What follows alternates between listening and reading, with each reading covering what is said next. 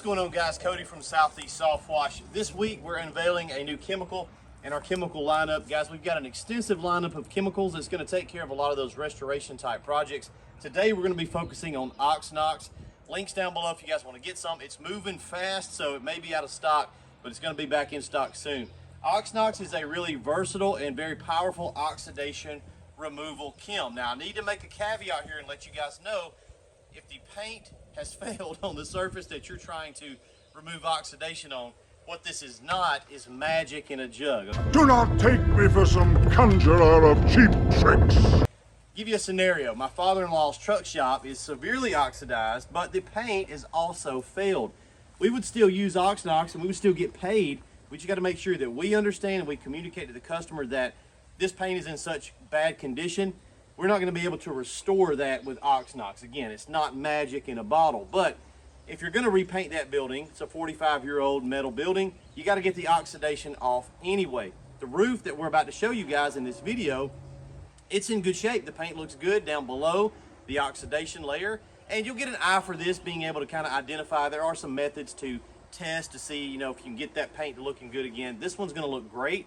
We've actually already done a corner of this metal roof. It's supposed to be a green metal roof, and it has oxidized and turned yellow. Your blues, your reds, your greens, they're very noticeable when they oxidize. So your cream colors, whites, those may oxidize on metal buildings, whether it's metal siding or a metal roof. We look here, this is aluminum siding that's been painted at some point. I would probably stay away from that. But your corrugated metal, whether it's used on a roof or the side of a commercial building, you can use Oxnox for that, guys. Tons of dilution ratios, methods. We can't cover all that in this video, so read the description, follow the instructions. Vinyl siding, what we found is Oxnox is actually able to be downstreamed and then rinsed off. You can't really damage vinyl siding, so big win there. It's going to be killer on vinyl siding. Painted hardy plank is another one that can go either way. If it's poor paint or in really bad shape, Oxnox may not be able to restore the surface. But if it's in really good shape, you get rid of the oxidation, the paint's going to look great down below it. In either scenario, if it needs to be repainted, you still got to get the oxidation off. So just understand your craft, guys, understand your trade. If I could get you some sorcery in a jug, I would. But Oxnox is very versatile, and it's going to do a tremendous job on the roof behind us. So what we're going to do, throw some in a pump-up sprayer. That's my preferred method of application on most situations, unless I'm downstreaming it on vinyl siding or something like that. We're going to do a 50-50 mix. This is a severely oxidized metal roof. As a matter of fact, follow me around here with the camera. I'm going to let you guys see this angle. And on these metal roofs, you'll notice we've got sort of, I don't know if you're going to be able to see it in camera, but there's a little green pocket. There's a baby on the front porch. Hey, little baby. There's a green area right behind this antenna. It's an old TV antenna. And that's going to be from that crepe myrtle, the wind slapping those limbs around, and it's actually swept that oxidation off. So we're driving by and we're like, that's supposed to be a green metal roof. It's turned yellow. It's severely oxidized. Let's grab the ladder, go around, we'll hop up on the roof. We've got a flat section of roof that we can stand on that's a garage. So we're gonna get a really good camera angle for you guys. And follow the instructions in this video. You're gonna be able to make a ton of money with Oxnox and restoring these metal roofs. Let's go. But if you see behind me, this section, it looks a million times better than the yellowed up oxidized roof. What we're gonna do is go ahead and do another section today so that you guys can see it in real time. If you look on that side of the ridge cap, you can see that we've cleaned it. What happened here is we tried to downstream Oxnox straight through an 8 gallon a minute, and it was just too diluted to be quite as effective. So that's why I prefer on these severe cases to run it through a pump-up sprayer.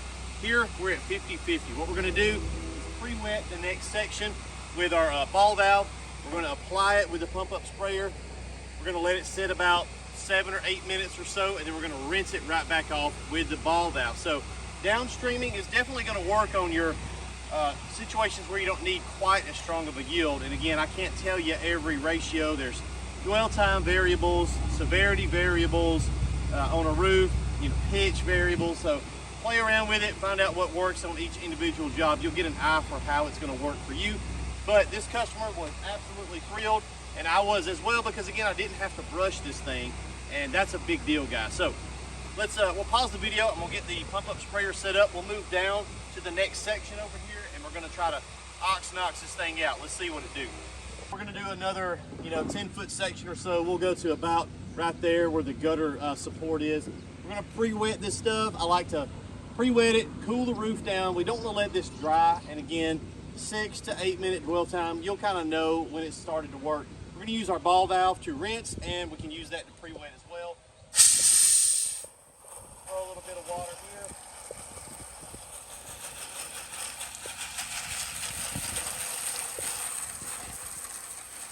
And I do want to show you guys that pressure will not take this off. Industry guys, you're going to know that. We may have homeowners watch this as well, and they'll say, well, you could have just done that with a pressure washer. Number one, I don't want to pressure wash anybody's roof. Number two, that's actually not true. We can generate a good bit of pressure here with the ball valve. We've got an 8 gallon a minute running over there.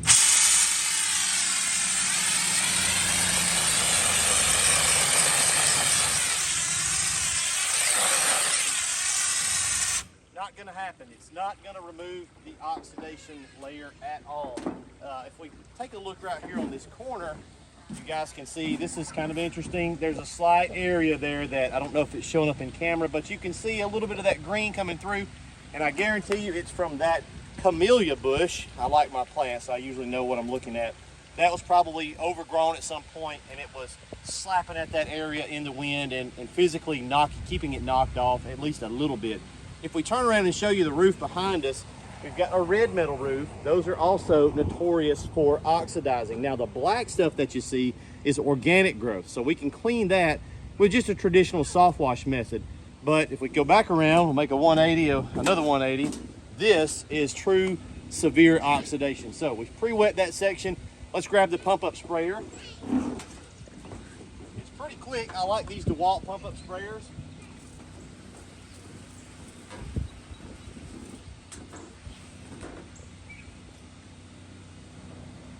Go up to about the same place we stopped at last time. I can get the peak here if I had to. If you're doing a great big job, I may suggest, a good suggestion would be to get a small 12 volt electric style sprayer like you can get at Tractor Supply for the back of an ATV. If you're doing a great big job, it would just be a lot faster than pump up spraying some enormous building. But for most of your applications, a pump-up sprayer is going to work really good. You can control your dilution ratio. These DeWalt ones work really good. So we're going to soak this section down. I'll adjust my little tip here. A little bit more reach. Of course, the wind's going to fight me. But we've included a lot of surfactants in ox-nox to help it stick and not run off immediately. It's kind of slimy, not too bad. But we don't want it to just immediately run off and be a watery consistency.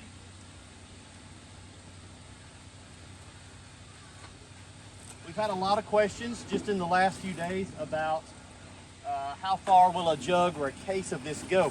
Hard to say. If you overspray, you're going to burn through it a lot quicker. If you've got vertical surfaces versus flat surfaces, you're going to use more.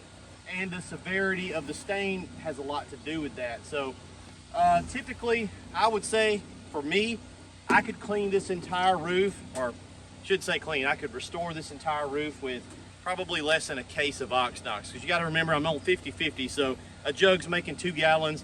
It'd probably take me 6 or 7 gallons to spray this whole roof down. I just coated a rather large section, and I didn't use very much at all out of the pump-up sprayer. The chemical is potent, it's going to do all the work, which means it goes really far. On vinyl siding, you can cut that way down and dilute it even further than that. So again, just play around with the ratios, figure out what works for you. Each job is a little different. You've got different things going on. Ox-nox works really well on fallout on vinyl siding, and that's road grime. In that scenario, you don't need very much at all. So it depends on what you're doing. Just in the time I've been talking, ox-nox has already started to do some work, and you're going to see some green pigment coming off. That's normal. Again, not magic in a bottle. It's going to affect the paint a little bit, but as long as the paint integrity is good, we'll take it because we're going to be able to make it look a million times better. So make sure you're selling it properly to your customers. We'll let that sit another 5 minutes or so, and we're just going to rinse it with the ball valve. We'll be right back.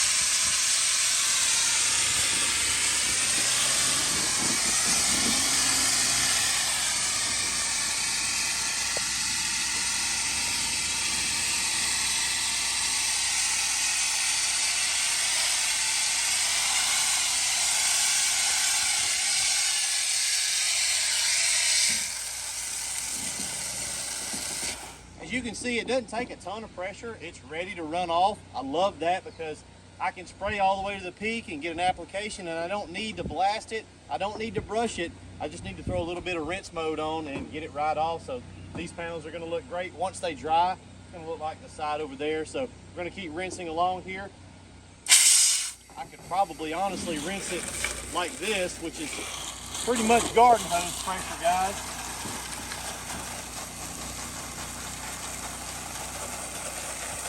I do love rinsing with a ball valve because it's fast.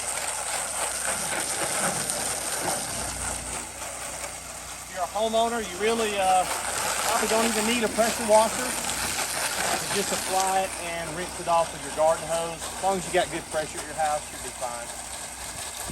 We do want to work in short, manageable sections. I really wouldn't want to let this sit on any longer than 10 minutes. It may actually start affecting the tank to a point where we don't want it to. And you can see right here where I stopped applying, it's not coming off because it didn't get coated with Oxnox. Right down there at the bottom of the can, we can knock all that stuff off. No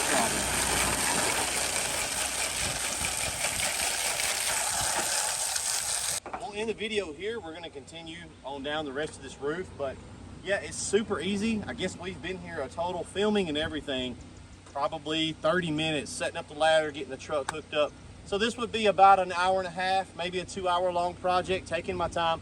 Restoration, we would charge around north of $2,500 for a roof this size. But think about the value to the homeowner. They're taking that roof as close as they can get it back to what it looked like the day they put it up. And again, it's not magic, but for the world of oxidation removal, it's as close as you're gonna get. Grab you some Oxnox down below. There'll be some links. We'll see you guys in the next video.